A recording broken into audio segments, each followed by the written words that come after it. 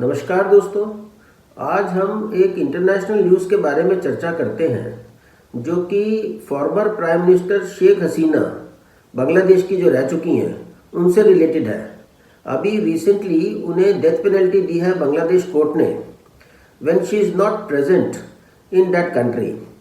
और court is a constituted 3-member tribunal का नाम था Bangladeshi International Crime Tribunal, and she is convicted for the offense of crime against humanity. Tribunal के नाम में ही सिर्फ इंटरनेशनल वर्ड है, but in reality it is a Bangladeshi court, rather a tribunal constituted and presided over by an unelected government. ऐसा शेख हसीना का भी कहना है अपने डिफेंस में। Sheikh Hasina is currently in India. Government ने उन्हें ऑफिशियली असाइलम दिया है या नहीं यह तो पता नहीं, पर जब उनकी कंट्री में प्रोटेस्ट हो रहे थे तब उन्हें भारत में शरण लेनी पड़ी थी और उन्हें हिंडन एयरपोर्ट पर लाया गया था, ऐसा न्यूज़ में आया था। और बाद में सोशल मीडिया में यह भी न्यूज़ पे आया ही था कि वो सरोजनी नगर मार्केट में शॉपिंग करती हुई देखी गई हैं। She is accused and convicted for being the mastermind of violent repression of the student protesters, जिसमें बहुत सारे स्टूडेंट्स की डेथ हो गई थी। उसके बाद उनकी party Awami League has been debarred from contesting elections और मोहम्मद यूनुस ने इंटरिम गवर्नमेंट फॉर्म कर ली थी। प्रोटेस्टर्स उनके घर के अंदर घुस गए थे और उन्होंने खूब लूटपाट की थी।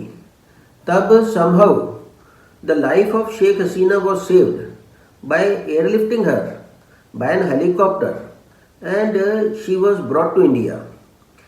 पहले नेपाल में भी ऐसा ही मैसेकर हुआ था रॉयल फैमिली के साथ। अब इंडिया और ढाका की ट्रीटी है 2013 की कि extradition can be refused if the offence is of a political character. Sheikh Hasina का कहना है कि वर्डिक्ट बायस्ड है और पॉलिटिकली मोटिवेटेड है और फेयर ट्रायल भी नहीं हुआ। ट्राइब्यूनल भी कॉन्स्टिट्यूटेड था बाय एन अनइलेक्टेड गवर्नमेंट और death sentence in an x party manner किसी भी कानून में कहीं भी मान्य नहीं है। हमारे यहाँ भी क्रिमिनल ट्रायल्स में अगर एक्यूज्ड प्रेजेंट नहीं होता और एब्सकॉन्ड कर जाता है तो 82-83 की प्रोसीडिंग्स ही होती है उसके खिलाफ और उसकी प्रॉपर्टी अटैच कर ली जाती है। एविडेंस जरूर रिकॉर्ड करते हैं 299 सीआरपीसी में, बट उसमें कोई जजमेंट नहीं देते हैं, ना कि उसको कन्विक्ट कर देते हैं। That evidence can be used only subsequently अगर एक्यूज्ड अपीयर होता है तो। सो फ्रॉम दिस पर्सपेक्टिव ये एक्स पार्टी डेथ वर्डिक्ट तो इलीगल ही लगता है और शेख हसीना अपील भी नहीं कर सकती unless she surrenders. That is the prevailing law in Bangladesh. Now Sheikh Hasina is 78 years of age and she became Prime Minister in the year 1996. She was 5th term Prime Minister and she is daughter of Sheikh Mujibur Rahman who was assassinated in the year 1975. Sheikh Mujibur Rahman Bangladesh के founder हैं और at that time he introduced a quota system which was for the benefit of those freedom fighter children who fought war in the year 1971. जब Bangladesh got independence from Pakistan in the year 1971. Some quota is also for women or Jila quota for backward people. So now over a period of time anti-quota protesters have emerged और वो चाह रहे हैं कि quota system में कुछ reform हो और कहीं जगह एबॉलिश भी हो। During protest the students started demanding resignation of prime minister Sheikh Hasina और फिर सिक्योरिटी फोर्सेस से क्लैशेस हो गए and then they attacked the official residence of prime minister which led to 1400 to 1500 killing. और उसके बाद तो हालत बेकाबू हो गई और शेख हसीना को वहाँ से भागना पड़ा। After this death verdict in another case Bangladeshi government seized 10 kg of gold from Sheikh Hasina bank lockers, जिसकी वर्थ $1.3 मिलियन बताई जाती है। कहा गया कि जो उनको as a prime minister gift मिलते थे वो उन्होंने गवर्नमेंट की ट्रेजरी में जमा नहीं कराए और तोशे खाने में जमा नहीं कराए। So therefore it is a case of corruption and it is a corrupt money, therefore it is attached and seized by the government. अभी रिसेंटली इन डेवलपमेंट्स में पाकिस्तान ने डायरेक्ट फ़्लाइट खोल दी है बांग्लादेश के लिए। इतने सालों से कोई फ़्लाइट ही नहीं थी। तो पाकिस्तान तो सिचुएशंस का बेनिफिट उठा करके अपने डिप्लोमेटिक रिलेशंस बना रहा है, जबकि इंडिया तो शायद फ्यूचर में भी शेख हसीना को एक्सट्रेडिशन ना करे। ऐसा लगता है, आगे पता नहीं रातों रात क्या हो जाए। न्यूज़ आई थी कि यूनाइटेड नेशन ने डेथ पेनल्टी के लिए तो रिग्रेट किया है पर वर्डिक्ट के लिए वेलकम किया है। पता नहीं एक्स पार्टी वर्डिक्ट को कैसे वेलकम कर दिया।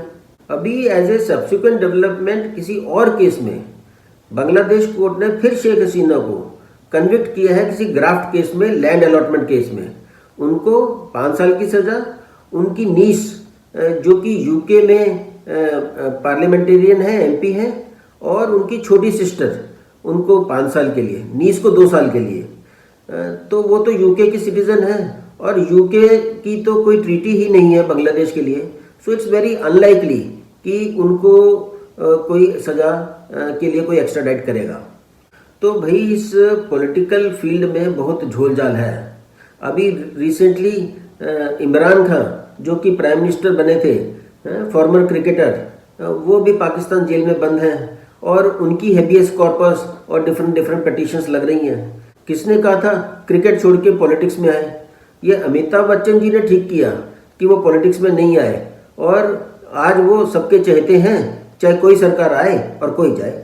कितना मुश्किल है ऑपोजिशन में और सत्ता से बाहर रह करके अपने आप को मेंटेन रखना और ग्रेस रखना।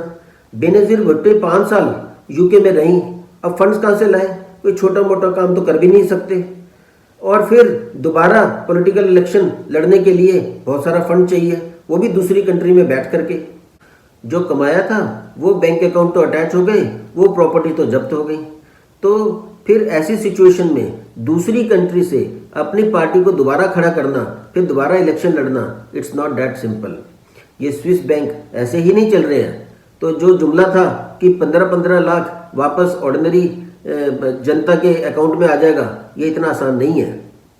अब देखते हैं कि शेख हसीना के एपिसोड में आगे क्या होता है। क्या वे अपने ऑनर को रिस्टोर कर पाएंगी या उनके फ्यूचर का दी एंड है? सब भगवान भरोसे ही है। Let us hope for the best. Thank you very much. Have a good day and जय हिंद।